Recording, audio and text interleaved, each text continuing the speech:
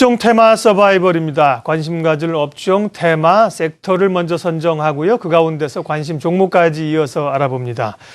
하나투자증권 강남 리더스 라운지 문기웅 팀장님 함께합니다. 어서 오십시오. 안녕하십니까. 왜 이렇게 오랜만에 오셨어요? 어디 네. 가시는 줄 알았어요. 네, 연말 겹치고 이래가지고 오랜만에 오셨는데, 자, 오늘 소개해 주실 주목하시는 업종은 어느 쪽인가요?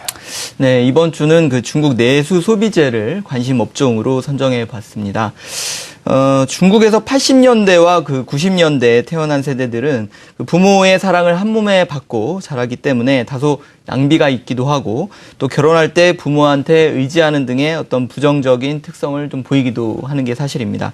하지만 그 풍요롭게 자라난 이 세대들은 그 전 세대와는 그 다소 구분되는 그런 소비 성향을 보이면서 소비 시장의 새로운 흐름을 형성해 나가고 있는 상황입니다. 이들 세대는 현재 중국의 그 20, 30대를 형성하는 그런 계층인데요. 그 개인주의적이고 그 소비 지향적인 면이 특징이다라고 말씀을 드릴 수가 있겠습니다. 통계에 따르면 이들은 그 중국 전체 인구의 약 26%를 차지하고 있는 것으로 지금 나타나고 있는데요. 이들은 그 브랜드에 민감하고 그리고 온라인 그 유료 구매에 대한 거부감이 적은 것으로 지금 알려져 있습니다. 중국이 그 물질적으로 그 풍요로워지면서 개인적 그 효용성을 중시하는 그런 소비로 변화하는 과정이 이들에 의해서 빠르게 주도되고 있는 것으로 지금 파악을 하고 있습니다. 이런 흐름을 나타내는 그 소비 시장의 키워드는 다음과 같습니다. 먼저 화면 1을 잠깐 이제 보여주시면은 첫 번째로 말씀드릴 수 있는 부분이 그 브랜드를 꼽을 수가 있겠는데요. 소비 시장 전반의 그 무게 중심이 그 브랜드를 통해서 개인의 그 정체성을 드러내고 브랜드를 공유하는 그룹의 그 소속감을 즐기고자 하는 그런 욕구가 있는 것으로 지금 보입니다. 또 그 전문 매장을 통해서 그 상품 종류는 적지만 그 전문화된 그 유통 채널을 찾는 경향이 확대되고 있는 것으로 지금 판단됩니다. 세 번째로는 그 건강과 그 레저 시장이 확대되고 있는데요. 그 물질적 풍요로 그 건강과 그 체험을 중시하는 그런 레저 스포츠 시장이 확대되고 있는 것으로 지금 보입니다. 네 번째로는 그 유아용품 시장의 성장을 들 수가 있겠습니다. 화면 2를 보시면은 20, 30대들이 결혼을 하면서 2세에 대한 그런 관심과 투자가 보시다시피 그 유아용품 시장을 성장시키고 있는 그런 상황입니다. 다섯 번째로는 그 온라인 그 쇼핑몰을 들 수가 있겠는데요. 이들은 그 컴퓨터와 그 인터넷에 친숙하기 때문에 온라인상의 그 유료 결제에 대한 거부감이 적은 상황입니다. 시장기관인 그 시장 조사기관인 그 테이크인 아시아에 따르면은 중국의 그 전자상거래 규모가 2010년 740억 달러에서 올해는 3천억 달러 이상으로 지금 늘어날 것으로 지금 전망을 하고 있습니다. 네. 중국의 최근에 5가지 소비 시장의 키워드를 말씀해 주셨는데요. 그 밖에도 이제 중국 소비와 관련해서 또 다른 주목해야 될 뭐 패턴이나 특징은 어떤 게 있을까요? 네. 방금 말씀드렸던 그 5가지 외에 그 중국의 그 소비 시장의 특징을 약 2가지 정도 더 말씀드리도록 하겠습니다. 이들 20, 30대들의 그런 중요한 그 비중을 차지하고 있는 계층이 그 신세대 농민공들이라고 말씀을 드릴 수가 있겠는데요. 신세대 그 농민공들은 그 80년대 이후에 출생을 해서 그 농촌의 그 호적을 지닌 채 그 비농업 부분에 종사하는 사람들을 말하게 됩니다. 인구는 약 한 1억 명 이상으로 지금 추산이 되고 있는 상황이고요. 이들은 대체로 부동산 가격 대비해서 사실 좀 낮은 임금 수준을 받고 있는 상황입니다. 때문에 그 도심 근무지에서 교외의 좀 먼 거주지까지 그 출퇴근이 좀 일반적이고 그 스마트폰을 좀 사용하는 그런 시간이 좀 많은 그런 상황이고요. 스마트폰의 사용이 사실 그 온라인을 통한 그런 공동구매 등의 형태로 확산이 되고 있기 때문에 이런 상황은 그 유통업체의 경쟁 격화를 야기시키고 있는 그런 상황입니다. 둘째로 그 신세대 농민공들은 대체로 그 자녀 투자에 대한 그런 기대가 굉장히 좀 높다는 점이 특징입니다. 급여 수준이 낮기 때문에 도시 정착이 어려운 그런 그 농민공일수록 그 자녀 투자에 더 집착하게 만드는 것으로 지금 보입니다. 이러한 부분은 또 고급 그 유아용품에 대한 그런 충동 구매를 좀 불러일으킬 가능성이 좀 높고 향후에 교육 시장에까지 그 미칠 요인으로 지금 판단을 하고 있습니다. 네. 이 같은 중국의 소비 시장의 패턴 또 계층 간의 변화가 국내 기업들에게는 어떤 영향을 줍니까? 네. 이런 소비 시장의 흐름과 특징이 일단은 우리 그 기업 업체들에게는 기회 요인으로 좀 작용할 것으로 지금 판단을 하고 있는데요. 화면 6을 한번 이제 보시면은 첫 번째로 그 브랜드 선호 현상은 그 한국 브랜드가 그 중국 브랜드 대비 제품 경쟁력 면에서 우위에 있기 때문에 일정 수준 이상의 그 시장 점유율을 확보할 가능성이 높은 것으로 지금 판단을 하고 있습니다. 둘째로 그 실제 한국 제품에 대한 그런 선호도가 존재한다는 그런 사실입니다. 중국 관광객이 한국 관광을 할 때 현지 구매를 통해서 우리가 이런 가능성을 지금 확인을 할 수가 있겠는데요. 세 번째로는 그 자국 제품에 대한 불신이 좀 큰 편입니다. 특히 그 분유회 같은 경우에는 2008년 그 멜라닌 분유 파동 이후에 아직까지 자국 유제품에 대한 그런 신뢰도가 좀 낮고 중국 분유 시장에서 그 수입 브랜드가 약 70%의 점유율을 지금 차지하고 있습니다. 네 번째로는 그 중국 정부가 그 빈부격차 완화 등의 중산층 육성에 힘을 기울일 것이라는 그런 기대감인데요. 최근에 그 삼중 전해에서 그 토지 제도 관련된 변화를 예고하는 등의 그런 개선 여지를 좀 보여줬다는 점은 긍정적인 그런 신호다라고 말씀을 드릴 수가 있겠습니다. 다섯 번째로는 그 산하 제한 정책의 그 완화입니다.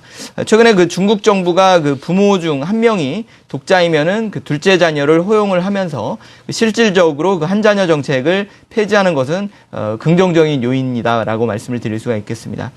마지막으로 그 일본의 그 방사능 피해로 중국인들이 일본 제품 대신에 한국 제품에 대한 선호도가 증가하고 있는 점도 또 하나의 그런 긍정적인 요인이다라고 말씀을 드릴 수가 있겠습니다. 네, 중국의 소비 시장을 분석하고 있습니다. 소위 이제 스와트 분석이라는 걸 통해서 강점과 약점, 기회와 위험 요인을 분석하셨는데 일단 기회가 될 요인들을 말씀하셨는데 위협 요인이나 장애 요인들도 있겠죠? 네. 일단은 사실 인구가 노령화되고 있다는 점은 다소 좀 부정적인 요인이라고 말씀드릴 수가 있겠고요. 중국이요? 네, 그렇습니다. 지금 현재 이런 부분들이 그 구매력을 그 감소시킬 수가 있고 특히 그 영유아 관련 산업에는 뭐 다소 악재가 될 수도 있겠습니다. 하지만 그 우리나라나 그 미국 같은 경우에도 그 유아용품 시장이 지속 성장하고 있다는 점을 보면 크게 우려할 만한 요인은 아닌 것으로 지금 판단을 하고 있습니다. 두 번째로는 그 중국 내의 그 소득 격차가 증가하고 있다는 점입니다. 한국 제품은 그 대체로 그 사치품보다 실용적 그 소비 컨셉입니다. 때문에 그 중국 정부의 그 중산층 육성 의지가 중요하다고 말씀을 드릴 수가 있겠습니다. 세 번째로는 그 유통 마진의 압박을 들 수가 있겠습니다.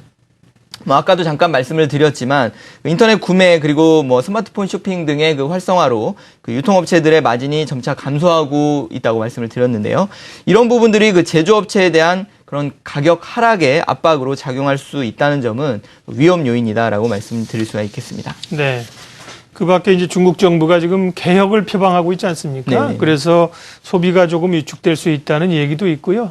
소비 관련해서 여러 가지를 생각해 봐야 됩니다. 오늘 전반적인 중국 소비 시장의 패턴들을 말씀을 해 주셨어요.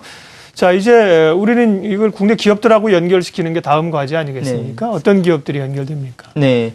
일단은 좀 대표적으로 말씀드릴 주식으로는 그 제로투세븐을 좀 말씀을 드리도록 하겠는데요. 제로투세븐은 그 아동 의류 사업을 중심으로 전개하는 메일유업의 계열 회사입니다. 2004년에 그 아동 의류 사업을 시작한 이후에 지속적으로 지금 확대를 하고 있는 상황이고, 현재 그 유아동복 그 시장 국산 그 브랜드 중에서 점유율은 약 15% 수준으로 그 1위를 차지하고 있습니다. 제로투세븐이 2007년에 그 중국 법인을 설립을 했고 2009년에는 그 흑자 전환에 그 성공을 했습니다. 2012년 기준 매출을 보면 그 의류 쪽이 약 46%, 유통 쪽이 31%, 그리고 중국 수출이 7.7%를 그 차지하는 그런 상황입니다. 작년 중국 그 매출 기여도는 약 10% 정도였지만 그 영업이익 기여도는 50%에 그 달할 것으로 지금 판단을 하고 있는데요. 이유는 그 중국 의류 사업이 국내랑은 다소 좀 틀리게 고가로 지금 판매가 되고 있고요. 그 브랜드 관리를 위해서 노세일 정책을 지금 고수하고 있기 때문입니다. 내년까지 그 영국의 그 토탈 브랜드인 마마센 파파스 중국 유통 판권을 확보를 했고 그 매장 수를 공격적으로 지금 확대를 할 것으로 보여서 단기간에 실적 개선은 조금 어려울 수도 있지만 자체 신규 브랜드인 그 샤르반의 그 런칭이 기대가 되고 있고요. 전반적으로 그 중국 매출이 증가하는 추세이기 때문에 올 한 해 그 관심 있게 볼만한 주식이다라고 평가를 낼 수가 있겠습니다. 네, 중국 소비 관련해서 뭐 여러 업종과 종목들이 기업들이 있겠습니다만 그 가운데 문기용 팀장님은 제로투세븐을 말씀해 주셨는데 네네. 최근 주가 흐름 또 주가 판단 좀 해주십시오. 네, 일단 차트를 바로 보여드리겠습니다. 짚어드리면서 흐름을 짚어드리도록 하겠습니다.